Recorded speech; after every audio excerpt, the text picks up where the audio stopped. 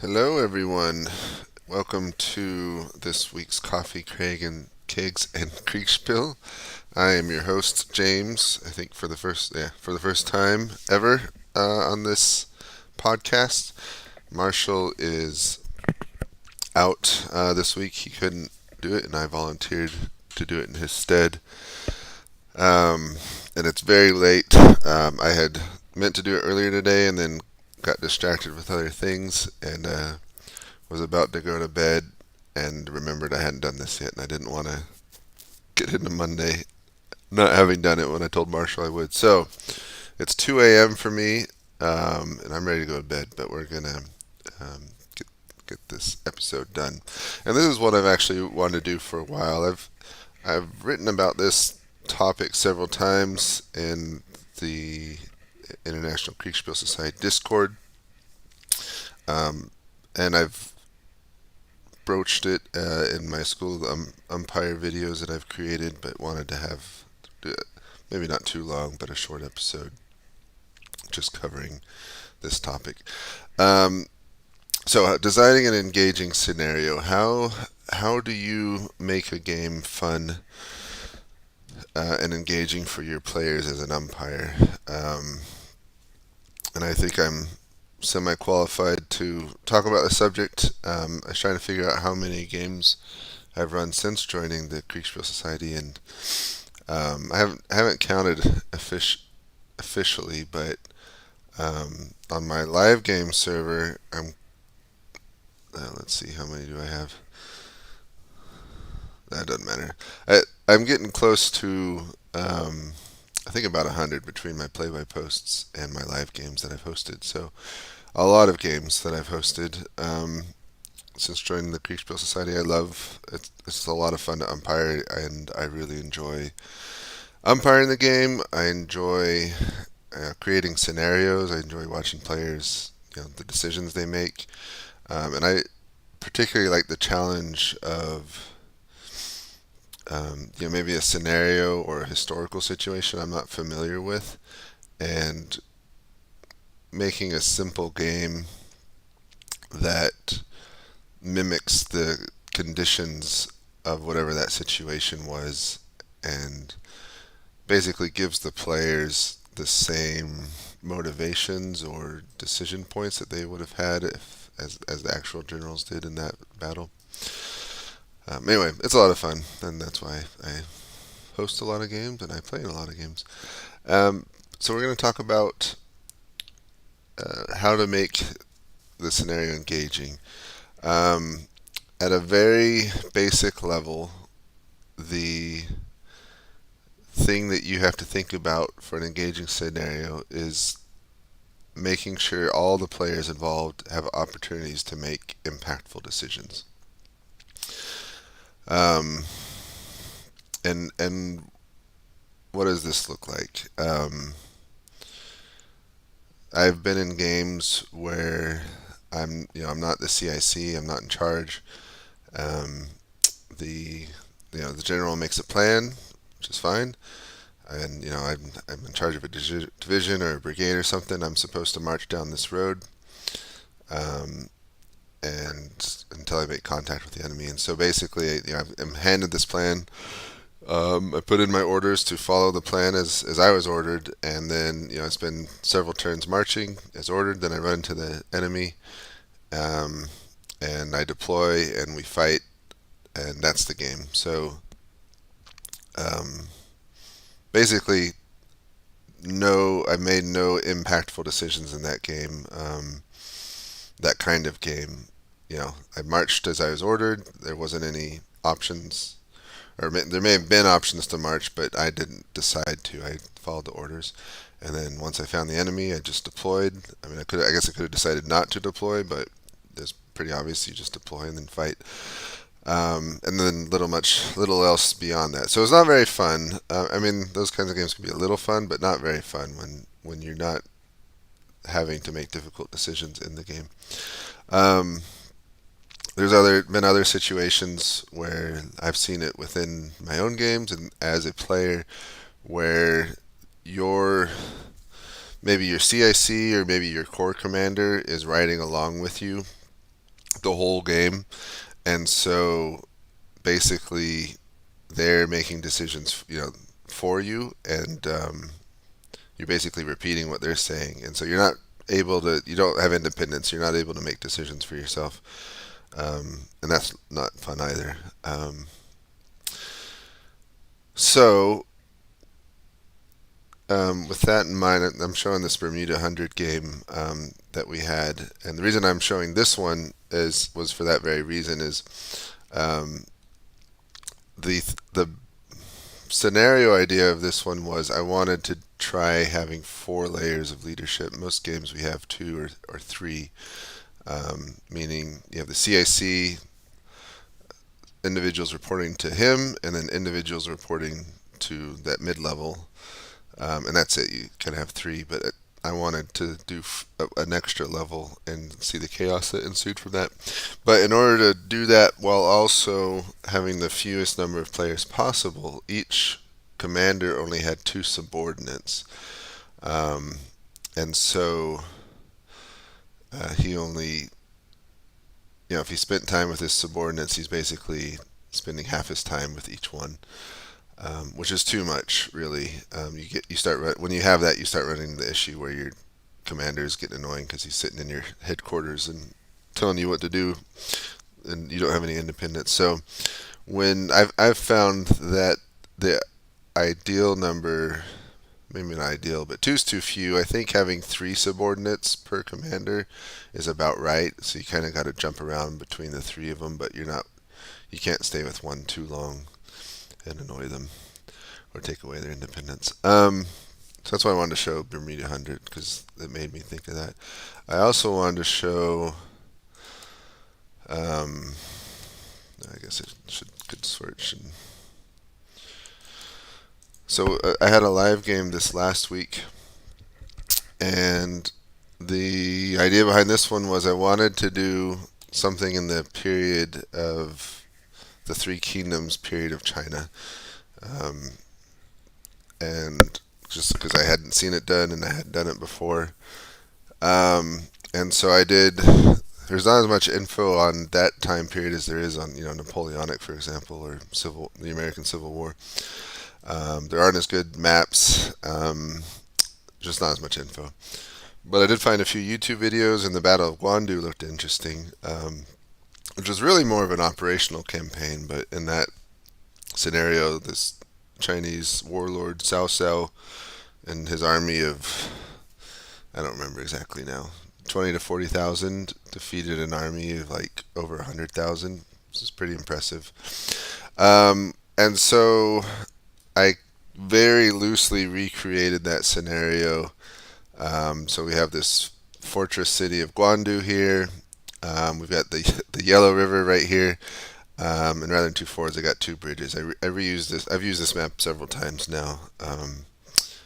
One, because it's huge, and 2, because I put so much work into it. I'm happy to run more games on it and get good use out of it. But anyway, so I created this game and scenario loosely following Battle of Guandu, and my thought was, the Cao Cao team would hole up in the fortress, and they'd had some reserves coming from the east, and so the opposing team, Red, would ford across the river, siege and attack the fortress, and then there'd also be fighting on the outside with the reinforcing force, and that'd be it. It was in some ways similar to the Battle of Guandu. But the blue team, Cao Cao's team, recognized that that's kind of risky, and it was actually better to just hold at the 2 bridges, which are nice little choke points. And so I should have foreseen that they were likely to do that, but I didn't, and I said it was okay. And so we ended up, rather than having a fortress siege battle, we ended up having a bridge choke point battle, which was fine. It was fun.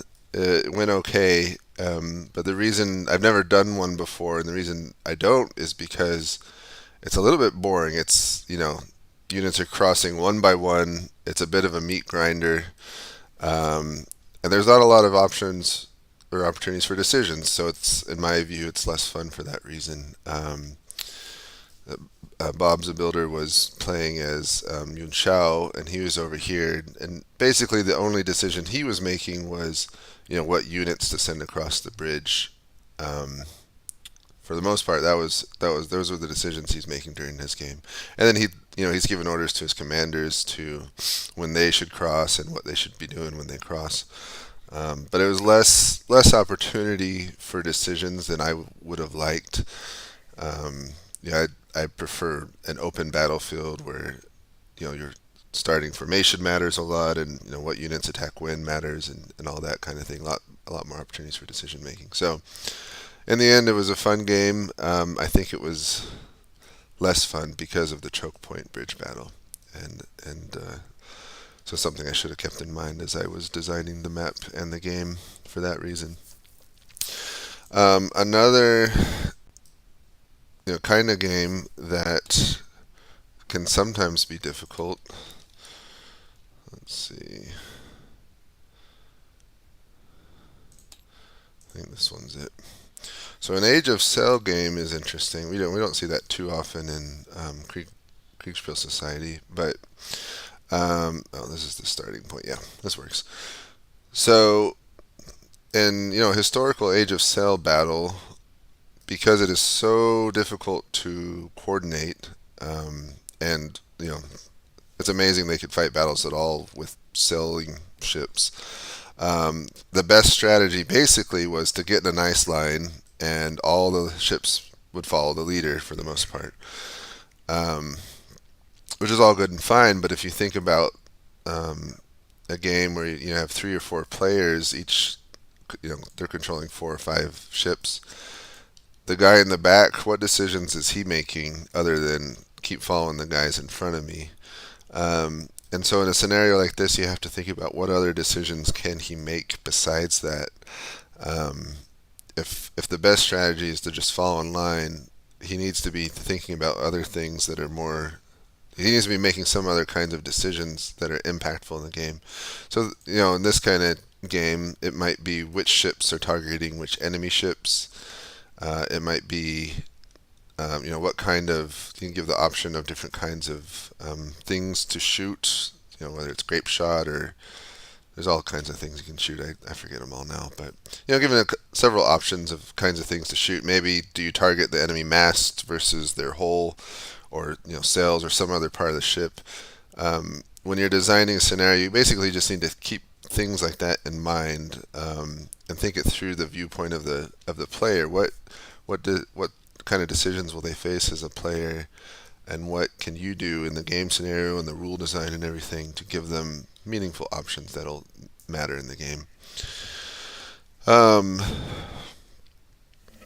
Let's take a look at another game. Let's see.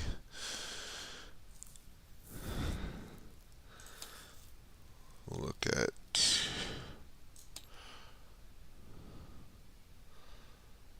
just look at Borodino for fun.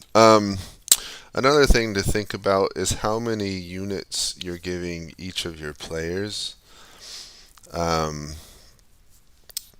If you have too many, it just becomes very complicated for both you and the umpire to manage it all, or both the player and the umpire to manage. If you give them, 20 units, for example, is probably too many. It's just a lot to keep track of.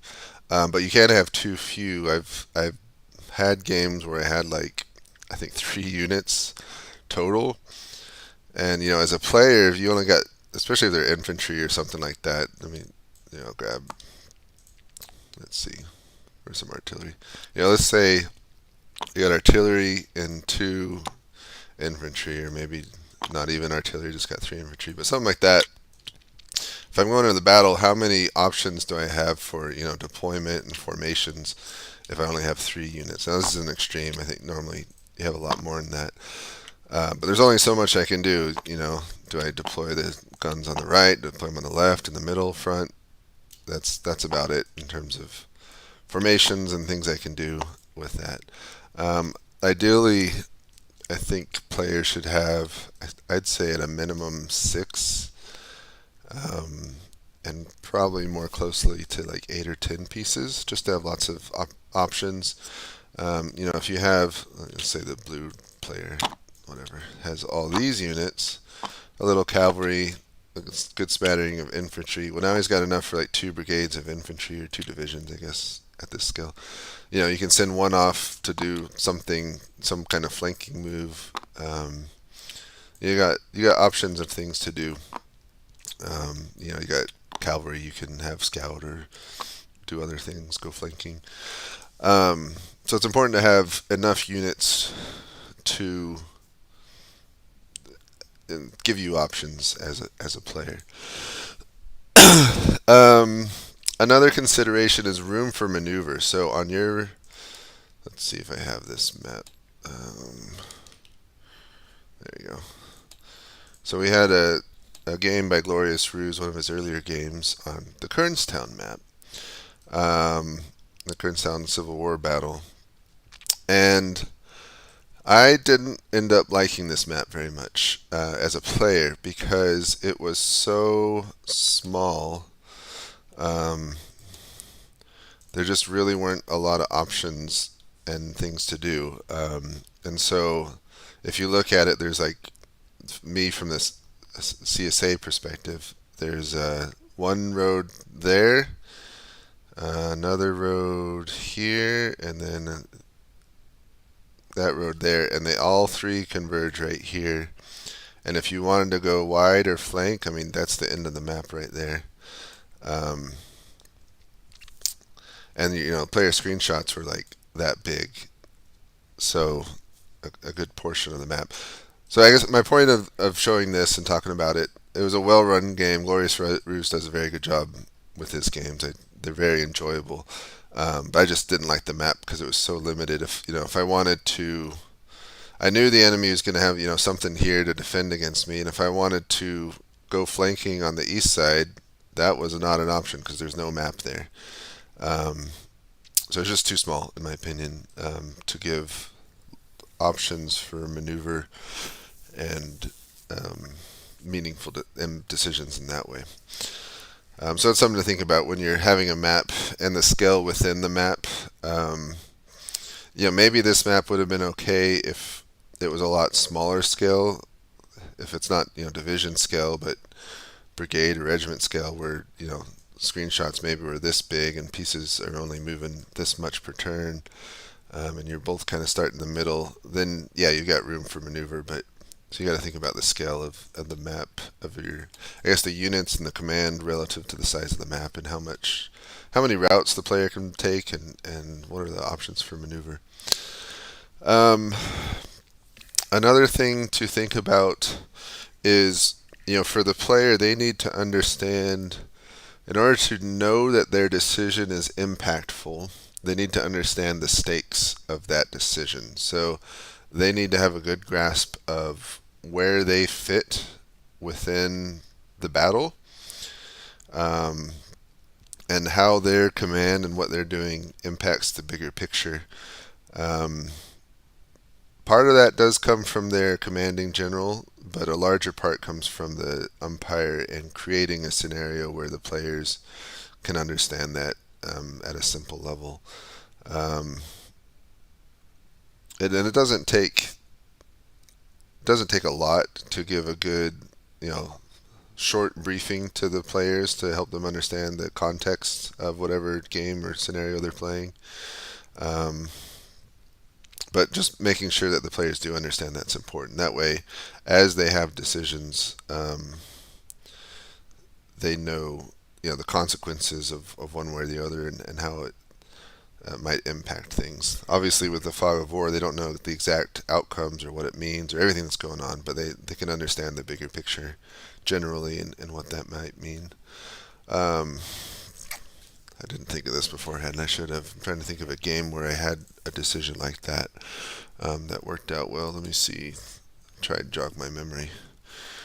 No, here's one. This could work. So in Zeke's Frederick to Sharpsburg game, I was playing General Stewart over the cavalry, and this is a while back. So I basically was ordered to delay the Union. That's what I was doing. So I had my cavalry with me, and then a little bit of D.H. Hill's infantry division with me, and we were doing our best to delay the Union advance and buy time. And so I made all my decisions within that context. I knew I didn't want my command destroyed, and I worried I was had risk of being enveloped if I stuck in any place for too long. But I'd basically look for choke points and try to hold off for the Union, and then delay them a little bit, and then fall back and do it again. And because I understood that within the bigger picture, that the rest of my team was, first trying to take out Harper's Ferry, and then set up maybe in the South Mountains or Maryland Heights and put up a defense there. I was able to the decisions that I made each day as to where I would go and what I was trying to do made sense, and I understood the impact of them, and that made it fun because every day it mattered a lot where I made my stands and fought against the Union. Um, that's everything I had in my notes that I wanted to cover. I guess I'll end by summarizing. As you are making your games, think through from your player's perspective, how many major decision points are they going to face, and how can you increase that or improve that? Whether it's changing the number of players, helping improve the independence of commands, changing the map, changing units, changing the rules so that the players have more things to decide about.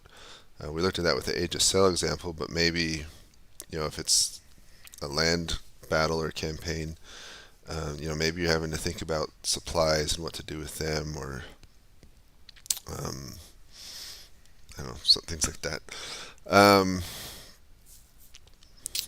So yeah, just be thinking about that as you create your games and your scenarios, and as you do, they will be more fun for your players and more enjoyable and more engaging.